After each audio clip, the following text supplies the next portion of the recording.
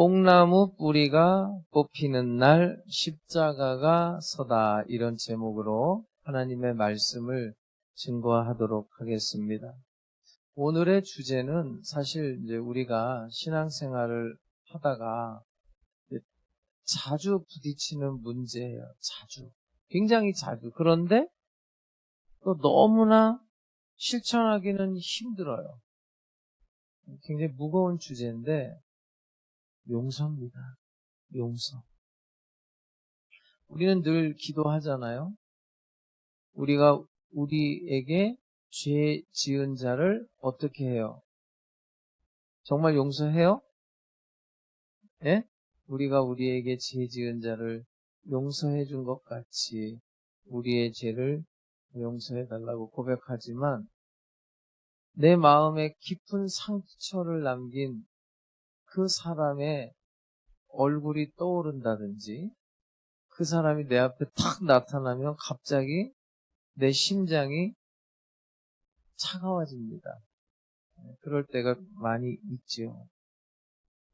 근데 오늘 본문 말씀은 이제 용서에 대한 이야기인데 어떤 상황 속에서 이런 말씀을 하시냐면 예수님이 지금 예루살렘으로 올라가는 여정 속에 있어요. 예루살렘에 올라가면 예수님은 뭐 할 거죠? 성경을 읽다가 예수님이 예루살렘을 간다 그러면 그게 뭐죠? 십자가에 죽으러 가는 거예요. 그게 예루살렘입니다. 한가롭게 갈릴리 호수를 거닐다가 선포한 말씀이 아니에요. 어떤 도덕적 강론이 아닙니다. 본인이 얼마 후에 십자가를 집니다. 죽을 거예요. 제자들은 남겨질 거고 이제 제자들을 통해서 교회가 세워질 거예요. 예수님은 부활 승천하실 거예요. 이제 제자들이 남겨질 건데 교회 안에도 세상의 풍파가 미쳐요. 교회 안에도 그 조직에 사람과 사람, 죄인이 사는 그런 공동체이기 때문에 내부적인 갈등이 있어요. 그렇다면 이 공동체가 어떻게 생존하고 어떻게 승리할 수 있을까? 그걸 가르치는 내용이 오늘 본문의 말씀입니다. 이 용서에 대해서 당시 유대인들 사고방식 또 유대교에서 가르쳤던 그 종교적 배경을 잠깐 설명드리면 율법의 테두리 안에서 용서를 한계를 정한 거예요. 그러니까 랍비가 어떻게 가르쳤냐면 여러분 누군가의 관계 속에서 몇 번까지는 용서할 수 있어요, 여러분? 보통 우리가 몇 번 하죠? 네, 3, 4번 하지 않아요? 랍비가 3번까지는 용서해라. 그런데 4번째는 용서하지 말라. 이렇게 가르쳤어요. 이것이 정형화된 정의입니다. 이것이 인간이 베풀 수 있는 최대한의 자비예요. 그런데 예수님께서 오늘 본문에 보면 그 유대적 한계를 완전히 깨뜨려요. 한번 볼게요. 4절입니다. 4절에 보면 만일 하루에 몇 번이죠? 7번이라도 내게 죄를 짓고 7번 내게 돌아와 내가 회개하노라 하거든 너는 어떻게 하래요? 용서하라. 하루에 7번. 이건 물리적인 숫자가 아니에요. 유대 문화에서 7은 완전한 수입니다. 그러니까 7번 용서하라는 건 끝없이 용서하라, 한계가 없이 용서하라, 조건 없이 용서하라. 이것이 하나님 나라의 파격적인 선언이에요. 하나님의 나라는 율법적인 인과관계, 인간의 도덕적인 역량을 가지고 유지되는 나라가 아니라는 거예요. 하나님의 나라는 하나님의 전적인 자비, 하나님의 은혜의 통치로 유지되는 나라임을 믿으시기 바라요. 그게 없으면 깨지는 거예요. 그건 하나님의 나라가 아니에요. 바울은 에베소서 4장 32절에서 이렇게 말합니다. 서로 어떻게 하래요? 서로 친절해요? 친절하게 하세요? 친절하게 사세요. 서로 친절하게 하며 또 어떻게 여기래요? 서로 불쌍히 여겨요. 불쌍히 여겨요. 그리고 서로 어떻게 하래요? 용서하는데 여기에 조건이 붙었어요. 어떤 용서냐면 하나님이 그리스도 안에서 너희를 용서하심과 같이 하라. 여러분, 그리스도 안에서 용서받았습니까, 여러분? 용서받았어요? 그렇게 용서하라는 거예요. 타인을 용서하는 이유가 내 인격이 출중하고 내 인격이 훌륭해서 용서하는 게 아니라 하나님으로부터 무한한 죄의 탕감을 받았다는 그 사실에 근거해서 용서하라는 거예요. 예수님이 우리한테 야, 너 인격을 수양해서 대인배가 되라 이렇게 말한 적이 없어요. 너희가 세울 공동체는 십자가의 은혜로 운영되는 것이다. 용서 없이는 그 공동체는 존재할 수 없다. 그걸 가르치고 있는 거예요. 여러분, 인간은 언제나 하나님을 배반해요. 그게 이스라엘의 역사예요. 그런데 하나님은 신실하게 끝까지 사랑해요. 배반의 역사가 이스라엘의 역사인데 그 역사 속에서 하나님은 끝까지 사랑을 해요. 자, 미가 선지자를 통해서 이렇게 선포합니다. 미가 7장 18절 19절 주와 같은 신이 어디 있으리이까? 주께서는 죄악과 그 기업에 남은 자의 허물을 사유하시며 인애를 기뻐하심으로 진노를 오래 품지?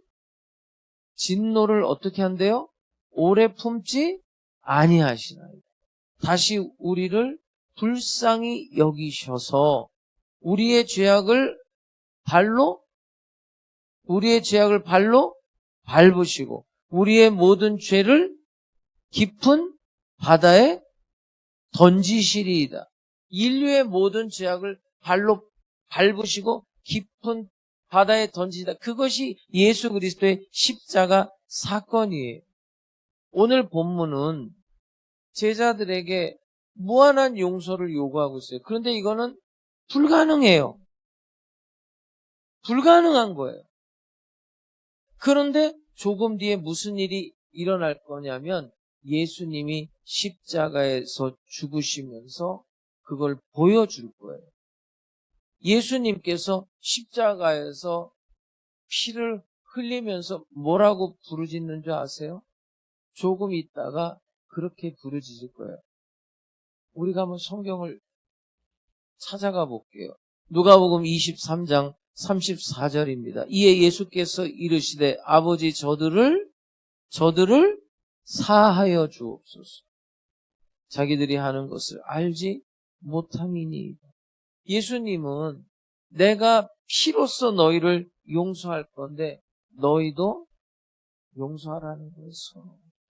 7번까지 용서해라. 저는 여러분 오늘 예수님의 심장과 여러분의 심장이 연결되는 은혜가 있기를 주의 이름으로 축복합니다. 오늘 성찬식을 할 겁니다. 떡을 먹고 포도주를 마실 때 예수님의 몸과 예수님의 피를 먹고 마시면서 예수님의 심장과 여러분의 심장이 하나로 연결이 되고 예수의 피가 여러분의 피에 섞여질 수 있기를 주님의 이름으로 축복합니다.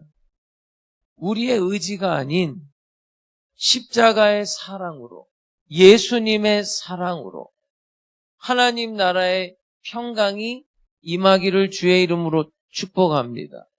오늘 본문에서 무슨 얘기를 하냐면 우리 교회 하나님 나라의 공동체가 가장 경계해야 할 치명적인 죄, 그게 뭐냐? 그걸 가리키는 거예요. 이거 하면 안 된다는 거예요. 자, 오늘 누가복음 17장 본문 1절 2절입니다. 예수께서 제자들에게 이르시되 실족하게 하는 것이 없을 수는 없으나 그렇게 하게 하는 자에게는 화로다. 그가 이 작은 자 중에 하나를 실족하게 할진대 차라리 연자 맷돌이 그 목에 매어 바다에 던져지는 것이 나으리라. 실족하게 한다. 이 헬라어 스칸달론이라는 말이 무슨 뜻인지 알아요? 실족하게 한다가 뭐냐면요. 사냥꾼이 짐승을 잡기 위해서 덫을 놓고 미끼를 놔요. 그것이 흐트러지지 않게 막대기 같은 걸로 잘 받쳐요. 지탱한 그 나무 막대기를 스칸달론이다. 이렇게 길을 걷다가 돌뿌리라고 그러죠. 걸림돌. 그걸 스칸달론이라는 거예요. 스칸달론. 이게 누군가 넘어지게 한다. 이게 실족하게 한다는 게 그거예요. 누군가 넘어지게 한다. 영적으로 파멸에 이르게 하는 모든 행동, 모든 위선 이런 게 다 스칸달론이라고 그래요. 그러니까 세상이 악으로 가득하기 때문에 누군가 실족하게 하는 일, 그거 일어날 수밖에 없는 현실이라는 걸 인정해야 돼요. 그러나 그것을 제공한 자는 심판이 임한다는 것을 비유로 말씀하는 거예요. 그걸 제공하는 자는 어떻게 되냐? 다시 한번 보세요. 17장 1절 2절이 그 이야기예요. 예수께서 제자들에게 이르시되 실족하게 하는 것이 없을 수는 없으나 그렇게 하게 하는 자에게는 뭐라고요? 화로다. 그가 이 작은 자 중에 하나를 실족하게 할진대 차라리 연자 맷돌이 그 목에 매어 바다에 던져지는 것이 나으리라. 연자 맷돌이 뭐예요? 엄청난 크기와 무게의 돌덩이를 연자 맷돌이라고 해요. 무게가 엄청나기 때문에 바다에 빠지면은 그냥 수장된다는 거예요. 그때부터는 소망이 없는 거예요. 단 한 줄기의 구원의 소망도 없다는 거예요. 떠오를 기회가 주어지지 않는다는 거예요. 완전한 파멸이 임한다는 거예요. 왜 이렇게 무서운 심판을 내리는 겁니까? 여러분, 하나님의 나라는 작은 자가 중요해요. 천하보다 귀한 영혼이에요. 작은 자. 사랑의 나라기 때문에 그래요. 하나님의 나라는 어떤 나라라고요? 사랑의 나라. 이 교회 공동체는 어떤 공동체라고요? 사랑의 공동체이기 때문에 그래요. 17장 2절을 다시 볼게요. 그가 이 작은 자 중에 하나를 실족하게 할진대 차라리 연자 맷돌이 그 목에 매어 바다에 던져지는 것이 나으리라. 내 이기심 때문에, 내 거친 말 때문에, 내 위선적인 행동 때문에 이 지극히 작은 자, 연약한 지차 그 사람이 상처받고 실족을 해요. 그리스도를 떠나요. 그러면 그거는 주님의 몸에다가 내가 못을 박는 죄를 짓는 거예요. 에스겔 선지자가 이렇게 경고해요. 에스겔 34장 2절입니다. 인자야, 너는 이스라엘 목자들에게 예언하라. 그들 곧 목자들에게 예언하여 이르기를 주 여호와께서 이같이 말씀하시되 자기만 먹는 이스라엘 목자들은 화 있을진저 목자들이 양떼를 먹이는 것이 마땅하지 아니하냐. 4절입니다. 너희가 그 연약한 자를 강하게 아니하며 병든 자를 고치지 아니하며 상한 자를 싸매주지 아니하며 쫓기는 자를 돌아오게 하지 아니하며 잃어버린 자를 찾지 아니하고 다만 포악으로 그것들을 다스렸도다. 여러분, 공동체 안에서 스스로의 상태, 스스로의 행동, 스스로의 말과 행동을 살피지 아니하면 형제를 실족하게 할 가능성이 많아져요.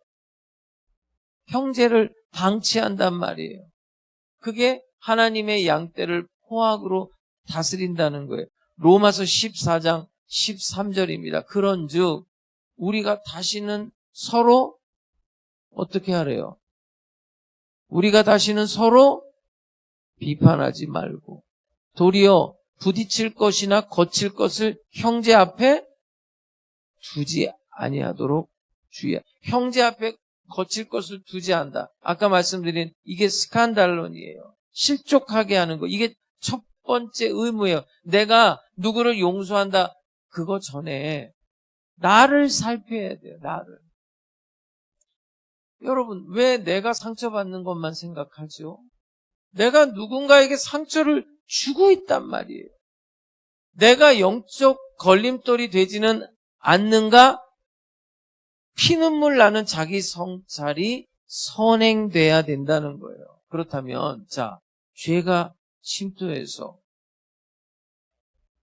인간관계가 깨져버렸어요. 공동체가 깨져버렸어요. 이걸 어떻게 회복시키고 어떻게 치유할 수 있을까요? 처방전을 오늘 본문에서 제시하는 거예요. 잘 보세요. 3절, 4절입니다. 너희는 스스로 조심하라. 기억하세요. 시작이 이렇게 되는 거예요. 먼저 스스로 조심하는 거고, 그 다음에 만일 내 형제가 죄를 범하거든 어떻게 해요? 경고하래요. 경고. 죄를 범하면 경고하고, 회개하면 어떻게 하래요?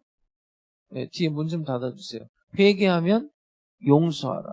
만일 하루에 7번이라도 내게 죄를 짓고 7번 내게 돌아와 내가 회개하노라 하거든 너는 어떻게 하래요? 네, 용서하라. 자, 먼저 너희는 스스로 조심하라. 그러니까 먼저 우리가 공동체에서 남 뭐 어떻게 하기 전에 나 스스로를 철저하게 감시하라는 거예요. 누구를 감시하라고요? 옆에 사람? 누구를 감시하라고요? 여러분 스스로 감시하고 있어요? 이게 정신을 차리고 깨어 기도하라는 말하고 똑같은 말이에요. 남의 죄를 지적하기 전에 내 마음의 상태를 먼저 살핀 다음에 그 다음에 이제 상대가 죄를 범했어요. 그때는 어떻게 하라고요? 경고하라고요. 경고. 이 경고는 무조건 덮어준다 이런 말이 아니에요. 뒤에서 막 수근수근거린다 그게 아니라 경고하고 에피티메소는 꾸짖다예요. 가치를 매기다. 죄를 깨닫게 하다. 그렇다고 해서 내 감정을 쏟아내라는 게 아니에요. 비난하라는 게 아니라 죄에서 돌이키도록 사랑을 담아서 진리를 말해주라는 거예요. 여러분 사랑이라는 게 죄를 보고도 방관하는 게 사랑이 아니에요. 그것은 영적으로 직무유기예요. 경고해야 돼요. 그래야 회개를 하죠. 그리고 회개하거든 어떻게 하라고요? 용서하라는 거예요. 용서. 근데 여러분 이 용서하다는 말도 우리가 지금 한국말이 어려워요. 한자가 있어가지고 여러분들이 생각하는 그런 용서의 의미랑 좀 다른 거예요. 용서하다는 게 뭐냐? 아피엠인데 내보내다. 자유롭게 놓아주다. 빚을 전액 탕감하여 소멸시키다. 이런 뜻이에요. 그러니까 이게 용서한다는 게 내가 이번 한번 참아줄게. 그게 아니에요. 내가 이번 한번 내 감정을 억제한다가 아니에요. 그 사람이 잘못했잖아요. 그걸 뭐라고 그러냐면 내게 진 죄의 부채라는 거. 부채. 내가 지금 그 사람 때문에 마음의 상처를 입었잖아요. 그러면 내가 거기에 대한 대가 청구서를 낼 수가 있단 말이에요. 근데 그 청구서를 내 손으로 내가 찢어버리는 거예요. 그 사람을 내 마음의 감옥에서 내보낸다는 거예요. 내보내는 거예요. 멀리 보내버리는 거예요. 그런데 그거를 하루에 7번을 하는 거예요. 7번을 그 사람이. 그러면 7번을 다 그렇게 탕감해 주라는 거예요. 그게 가능합니까? 가능한 사람만 아멘. 9시 예배 설교를 듣고 오셨나? 예를 들어서 나는 기분이 상당히 나쁠 것 같은데 내가 용서해줬어요. 근데 또 해. 용서해달라서 또 용서해줬더니 또 해. 그 짓을 또 하고 있어요. 야, 너 지금 나 놀리냐? 진정성이 없구나. 머리끝까지 화가 치밀어 오를 거예요. 여러분, 인간의 도덕, 인간의 정의는 거기까지거든요. 베드로가요, 마태복음서에 보면은 이런 질문이에요. 오늘 이 본문은요, 이 내용이 마태복음에도 있고 마가복음에도 있어요. 우리 오늘은 누가복음을 보는데 내용이 조금씩 다르지만 같은 이야기를 하는데 한번 볼게요. 마태복음 18장 21절 22절이에요. 그때에 베드로가 나와 이르되 주여, 형제가 내게 죄를 범하면 몇 번이나 용서하여 주리이까? 7번까지 하오리이까? 예수께서 이르시되 내게 이르노니 7번뿐 아니라 7번을 70번까지라도 할지라. 7번을 70번. 7 곱하기 70은 얼마죠? 490번. 숫자의 제한을 넘어서, 그러니까 490번 용서하라는 게 뭐예요? 아까 7번 용서도 마찬가지예요. 끝없이, 영원히, 조건 없이 그 죄의 빚을 탕감해 주라는 거예요. 용서는 탕감하라. 근데 이게 가능하냐? 이거예요. 우리 성품으로 불가능하다는 거예요. 그러니까 제자들이 지금 비명을 지르듯 매달리는 거예요. 예수님께 뭐라고 매달리는지. 오늘 본문은 3가지 이야기로 구성되어 있거든요. 근데 그 3가지가 다른 이야기가 아니에요. 같은 이야기예요. 17장 5절입니다. 사도들이 주께 여짜오되 우리에게 믿음을 더하소서. 정직하죠. 우리 인격으로 안 되니까 그렇게 하려면 더 큰 믿음, 양적으로 팍팍 더 좀 부어주세요. 근데 예수님은 이 제자들의 생각을 완전히 뒤엎어버려요. 뭐라고 뒤엎냐? 6절입니다. 주께서 이르시되 너희에게 겨자씨 한 알만한 믿음이 있었더라면 이 뽕나무더러 뿌리가 뽑혀 바다에 심기어라 하였을 것이요 그것이 너희에게 순종하였으리라. 제자들은 거대한 믿음의 분량을 말했는데 예수님은 겨자씨 한 알만 있어도 충분하다. 그러니까 이거는 양의 문제가 아니라 질의 문제라는 거예요. 나의 의지의 크기를 말하는 게 아니라 내 안에 계신 예수의 생명이 문제예요. 예수의 생명이 있으면 되는 거예요. 겨자씨만큼. 이 당시는 여러분 겨자씨는 작기는 작은데 뭐 이스라엘 갔다 오신 분들 그거 다 사오셨잖아요. 그거보다 작은 씨 많아요. 그런데 지금 2000년 전에 이 유대 땅에 사는 이 사람들의 세계 속에서는 겨자씨가 모든 씨 중에 가장 작은 씨예요. 네? 그러니까 그만큼만 있어도 그만한 생명이 있으면 거대한 나무가 된다는 거예요.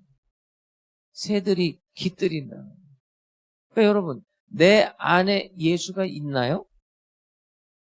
내 안에 예수의 생명이 있나요? 십자가에서 피 흘리신 그 복음의 능력이 내 안에 있나요? 그게 겨자씨 한 알만큼만 있어도 질을 말하는 거예요. 내 힘으로는 뽑아낼 수 없는 그 원망, 증오, 억울함, 그 뿌리를 뽑아내는 기적이 일어난다는 거예요. 이 뽕나무가 왜 이야기가 나오냐면, 죄송한데 권사님 그걸 닫아주세요. 그거를 이렇게 채워서 계속 그 위를 이렇게 닫으시라고. 예. 뽕나무가요 어떻게 돼 있냐면 수십 미터 이렇게 밑으로 이렇게 뿌리가 쫙 되는. 그러니까 이거는 이제 2000년 전 유대인들의 세계관 속에서 생각해. 이 나무는 사람의 손으로 뽑을 수 있다 없다. 못 뽑죠. 그 뿌리가 수십 미터까지 내려가 있는데. 그래서 뽕나무 이야기가 나오는 거예요. 내 마음속에 여러분 수년간 수십 년간 증오와 미움과 억울함으로 그 뿌리 박혀 있는 게 그게 뽑혀요?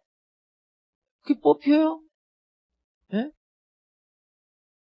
미워하고 또 미워하고 기분 나쁘고 또 기분 나쁘고 분하고 불하고 막 끔찍하고 계속 그 미움과 분노와 억울하고 화가 난 게 지금 내가 뿌리가 지금 계속 1년, 2년, 3년, 4년, 5년, 어떤 경우에는 막 20년까지 막 뿌리 박혀 있는 걸 내 의지로 그게 뽑혀요?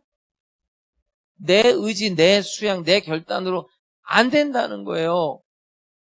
겨자씨만한 그런 믿음이 발동돼야 돼요. 살아있는 믿음이, 예수의 생명력이, 성령의 역사가 있지 않으면 되지를 않는다는 게, 이게 똑같은 이야기가 마가복음서는 이렇게 표현되어 있어요. 마가복음 11장 23절입니다. 내가 진실로 너희에게 이르노니 누구든지 이 산더러 들려 바다에 던져지라 하며 그 말하는 것이 이루어질 줄 믿고 마음에 의심하지 아니하면 그대로 되리라. 내 힘으로는 안 되는데 내 안에 그리스도의 능력으로는 된다는 거예요. 사도 바울이 이런 말을 해요. 빌립보서 4장 13절입니다. 내게 능력 주시는 자 안에서 내가 모든 것을 할 수 있다, 없다. 어디 안에서? 내게 능력 주시는 자 안에서. 예수 그리스도 안에서. 그게 가능하다는 거예요. 예수 안에서. 아까 저 목사 이상하다. 안 된다고 그러더니 지금은 또 된다고 그러네. 바로 지금 그 이야기를 하는 거예요. 그러면 그것이 가능해진다면 그 이후에 우리는 어떤 태도를 보여야 되나? 그게 이제 7절부터 나와 있는 거예요. 7절부터 볼게요. 너희 중 누구에게 밭을 갈거나 양을 치거나 하는 종이 있어 밭에서 돌아오면 그더러 곧 와 앉아서 먹으라 말할 자가 있느냐? 도리어 그더러 내 먹을 것을 준비하고 띠를 띠고 내가 먹고 마시는 동안에 수정도, 옛날엔 노예제도가 있었잖아요. 이 노예 얘기를 하는 거예요. 너는 그 후에 먹고 마시라 하지 않겠느냐? 명한 대로 하였다고 종에게, 노예에게 노예는 상품이잖아요. 사고 팔았잖아요. 감사하겠느냐? 이와 같이 너희도 명령받은 것을 다 행한 후에 이르기를 우리는 무익한 종이라. 우리가 하여야 할 일을 한 것뿐이라 할지니라. 여기 그런 얘기예요. 당시에 고대 근동 사회에서는 성경이 노예제도를 인정한다는 뜻이 아니에요. 현실이 그랬어요. 그럼 노예가 주인 앞에서 어떤 권리도 주장할 수 있다, 없다? 네? 없어요. 노예는 권리가 없어요. 주장할 권리가 없어요. 하루 종일 밭에 나가서 뼈 빠지게 일을 하고 와서도 주인이 밥하라고 그러면 밥하고 시중 들라 그러면 시중 들어요. 그런데 그런 다음에 주인이 노예한테 수고했다 이런 말도 안 해요. 고마워? 노예한테는 그런 말을 안 했어요. 노예한테는 감사하다는 말을 안 해요. 이건 당연한 의무라는 거예요. 그러니까 우리가 형제를 용서한단 말이에요. 공동체를 세워요. 그렇게. 그런 다음에 영적 태도가 뭐냐? 이 노예처럼 일을 다 한 다음에도 나는 무익한 종입니다. 이렇게 해야 된다는 거예요. 다시 볼게요. 17장 10절. 이와 같이 너희도 명령받은 것을 다 행한 후에 이르기를 우리는 무익한 종이라. 우리가 하여야 할 일을 한 것뿐이라 할지니라. 이 무익하다는 이 무익한 종은 아무 가치 없는 쓰레기 같은 존재입니다. 그런 뜻이 아니에요. 이 무익한 종이라는 것은 자신의 공로를 주장할 권리가 없는 자를 말하는 거예요. 내가 공을 세웠지만 그 권리를 주장 못해요. 그게 노예거든요. 주인에게 이익을 남겨줬어요. 그래놓고 주인에게 내가 이익을 남겨주면 보상을 요구할 자격이 없어요. 그러니까 내가 나한테 상처 준 자를 용서해요. 막 미움과 분노가 있고 억울하지만 하나님의 뜻대로 내가 용서해줘요. 그런데 우리가 보통 어떻게 해요? 하나님, 나 기특하죠? 나 대견하죠? 내가 진짜 용서했어요. 그러니까 나한테 복 주세요. 나한테 축복해 주세요. 이럴 때 있어요, 없어요?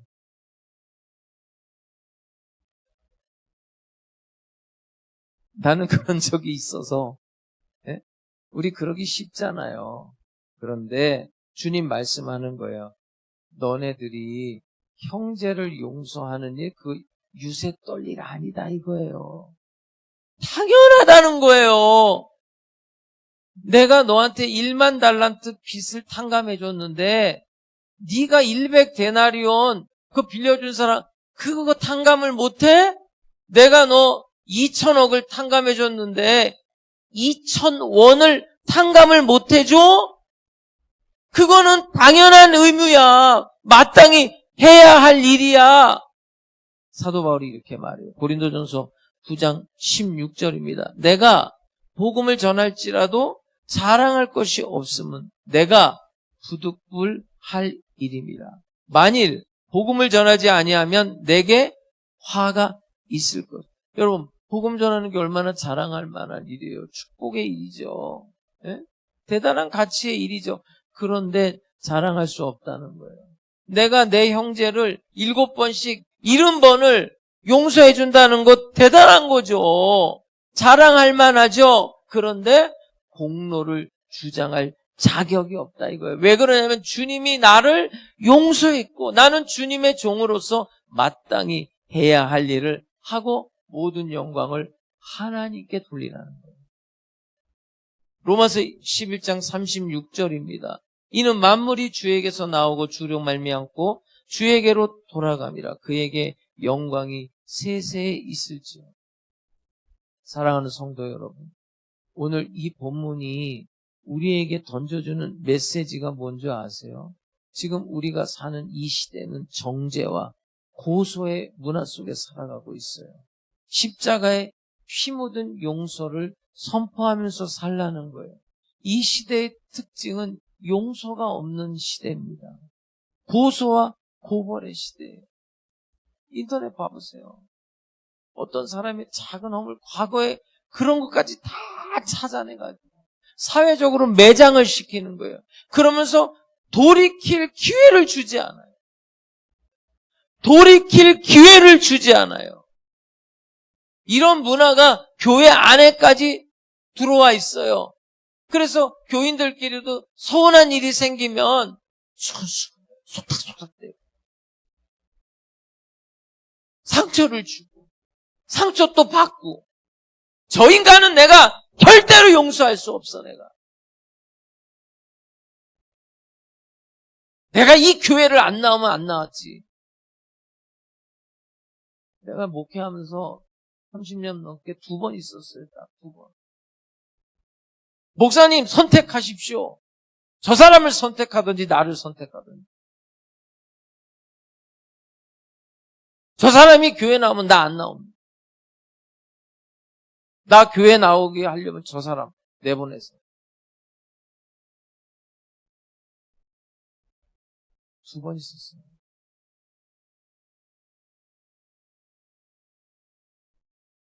그 4명 다 나갔어요.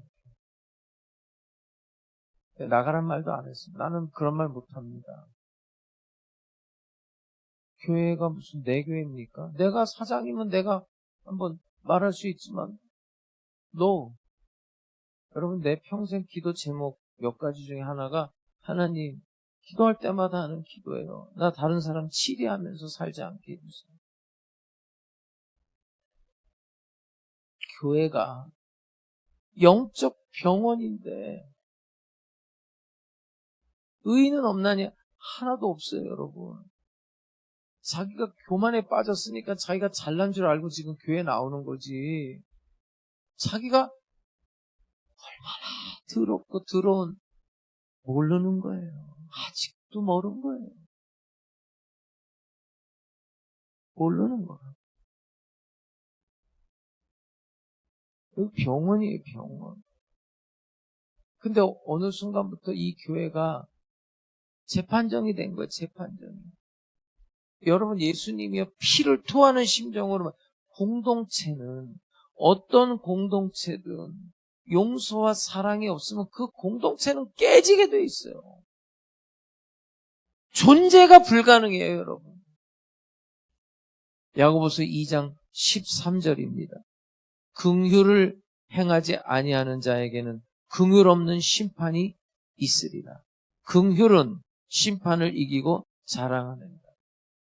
형제를 용서하지 않으면 내 마음속에 이 감옥에다가 그 형제를 가둬놓는 거거든요. 그러니까 그걸 내보내라는 거거든요. 그럼 그 무슨 의미냐? 하나님의 자비, 하나님의 긍휼을 내가 거부하는 행위를 하고 있다는 거예요. 마태복음 6장 14절 15절입니다. 너희가 사람의 잘못을 용서하면 너희 하늘 아버지께서도 너희 잘못을 용서하시려니와 너희가 사람의 잘못을 용서하지 아니하면 너희 아버지께서도 너희 잘못을 용서하지 아니하시리라. 무슨 조건부로 용서해 주겠다, 조건부 구원, 그런 이야기가 아니에요. 내가 용서받았다면, 내가 구원받았다면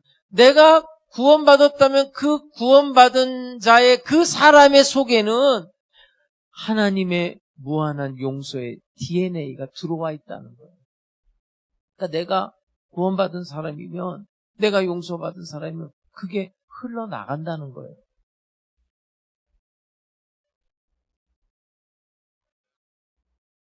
나의 정체성의 선포인 거예요. 나의 정체성의 선포. 내가 하나님으로부터 용서를 받고 하나님으로 구원받았다면 그 DNA가 나한테 있기 때문에 여기서 흘러가는 거예요. 흘러가. 그래서 내 마음에 이 감옥 속에다 그 형제를 두질 않아요. 그거를 내보낸다고요. 내보내는 거예요.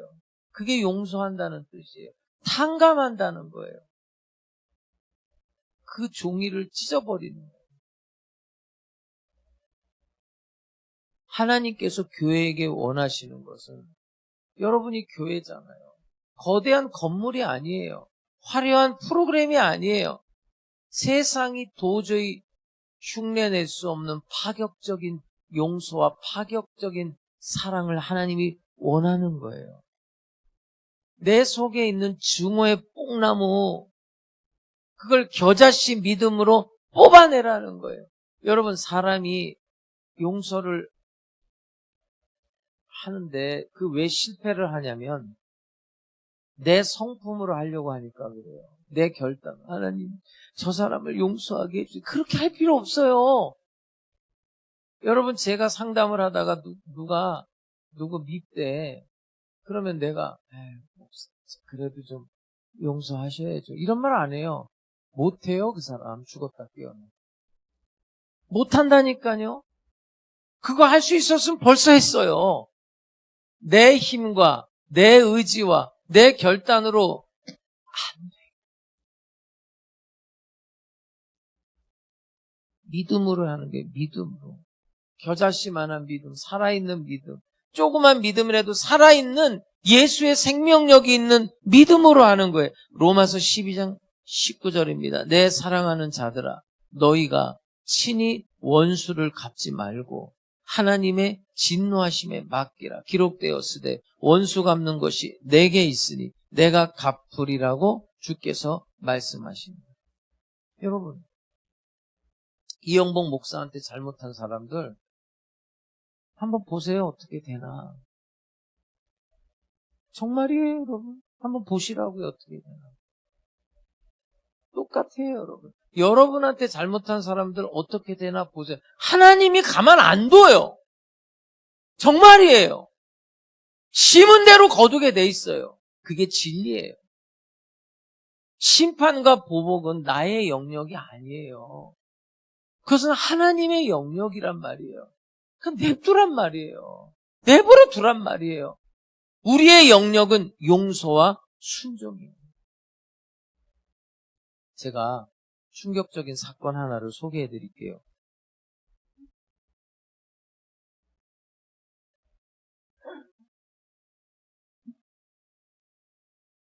2003년도 11월 5일입니다. 미국 워싱턴주 시애틀의 킹 카운티 법정에서 일어났던 실화예요. 이 역사적인 재판이거든요. 연쇄 살인범 게리 리치웨이라는 사람 재판에서 48명이나 죽였어요. 48명. 이게 사람입니까? 연약한 여성들만 잔인하게 천인공노할 괴물이죠. 자, 이걸 재판하는데 이제 재판관이 유족들에게 시간을 좀 줬어요. 그 살인마를 향해서 말할 수 있는 기회를 준 거예요. 뭐 법정 자체가 피눈물과 분노의 도가니죠. 마이크 앞에 서는 유족들마다 너는 악마야. 너는 악마 새끼야. 지옥에나 떨어져라. 뭐 네가 우리 딸에게 한지 그대로 돌려받기로 별의별 저주와 분노를 다 쏟아냈어요. 그런데 이 게리 지웨이는 눈 하나 깜짝을 안 해요. 이 사람은. 마치 감정이 없는 사람처럼 돌부처처럼 그러고 있는 거예요. 오히려 아주 냉혈한 눈빛으로 그 말하는 사람들을 비웃듯이 바라보고 있어요. 그 순서가 지나가다가 한 노인, 백발 노인이 마이크 앞에 섰어요. 로버트 루라는 사람인데 이 사람은 21년 전에 그 당시가 자기 딸이 16살이에요. 이 딸을 유괴해가지고 살인한 거예요. 자, 21년이 지나서 법정에서 이 백발의 아버지가 입을 여는 거예요. 이제 법정은 침묵이 흐르기 시작해요. 아마 다른 사람들처럼 처절한 저주가 나올 것이라고 생각했겠죠. 그 연쇄살인범을 물끄러미 바라보면서 잔잔하지만 단단한 어조로 이렇게 말을 합니다. 리치웨이 씨, 여기 있는 많은 사람들이 당신을 저주하고 지금 증오하고 있습니다. 당신이 내 딸을 비롯해서 그 모든 아이에게 저지른 짓은 생각하면 이 사람들의 분노는 너무나 당연합니다. 하지만 나는 그들과 똑같이 당신을 미워하지 않을 것입니다. 그 순간에 미동도 하지 않던 살인마의 눈동자가 흔들리기 시작했어요. 백발의 아버지는 법정을 뒤흔들 만한 위대한 선언을 계속 이어갑니다. 당신은 내가 믿고 따르는 삶의 법칙을 실천하기가 얼마나 어려운지 나에게 깨닫게 해주었습니다. 내가 믿는 하나님의 법은 나에게 어떤 짓을 한 자라도 용서하라 말씀하기 때문입니다. 당신이 내게 준 고통은 말로 다할 수 없지만 나는 오늘 내 삶과 신앙의 주인 되신 예수 그리스도의 이름으로 당신을 용서합니다. 당신은 용서받았습니다. 그 순간이에요. 법정에 있던 모든 사람들의 눈을 의심케 하는 초자연적인 기적이 일어났어요. 수많은 유족의 저주와 욕설, 사형선고 앞에서도 눈물 한 방울 흘리지 않고 비웃음을 짓던 그 잔인한 연쇄 살인마의 얼굴이 일그러지기 시작했어요. 그는 갑자기 고개를 떨구더니 아이처럼 어깨를 들썩이며 폭포수 같은 눈물을 흘리기 시작했습니다. 세상의 정의의 몽둥이로도 법의 심판으로도 깨뜨릴 수 없었던 그 살인마의 무감각하고 단단한 그 심장이 예수 그리스도의 십자가 용서 앞에서 박살이 난 겁니다. 여러분, 로버트 루 이 아버지가 성품이 훌륭해가지고 그 괴물을 용서했다고 생각하십니까? 아니에요. 왜 그 사람인들 그 원수를 찢어 죽이고 싶은 마음이 없었겠습니까? 그 증오의 뽕나무가 21년간 그의 마음 깊이 그 감옥 속에 뿌리 내리고 있었지요. 그런데 그의 삶의 원칙, 그가 따르는 삶의 방식, 하나님의 말씀, 그의 주인 되시는 예수 그리스도의 명령에 의해서 자신의 감정을 따르지 않고 마치 오늘 본문에 하루에 7번 용서해야 돼. 제자들이 주님께 믿음을 더해 주세요 한 것처럼 기도하고 이런 결과가 나오면 여러분 힘을 좀 빼세요. 힘을 좀 빼시라. 힘을 빼고 사세요. 복수는 나의 영역이 아니니. 다시요. 복수할 생각 1도 갖지 마세요. 이렇게 말씀을 전하는 나도 괴로워요. 나도 되게 힘든 얘기를 하는 거예요, 지금 여러분은. 왜 그런 마음이 없겠어요? 왜? 근데 그건 하나님이 기뻐하지 않아요. 로버트로 이 아버지처럼 십자가 앞에 엎드려서 믿음을 더하여 주시옵소서. 예수 그리스도의 생명력이 내 안에 들어올 때 내 안에 증오와 미움과 분노를 뽑아내시고 주님의 용서를 내보내 여러분의 삶에 놀라운 은혜와 은총이 나타나게 될 줄로 믿습니다. 저는 목회하면서 그렇게 하는 사람들이 그 자유를 얻으면서 병이 치료받고 또 사업의 문이 열리고 직장의 문이 열리고 하나님의 놀라운 축복을 누리는 사람 너무 많이 봤어요.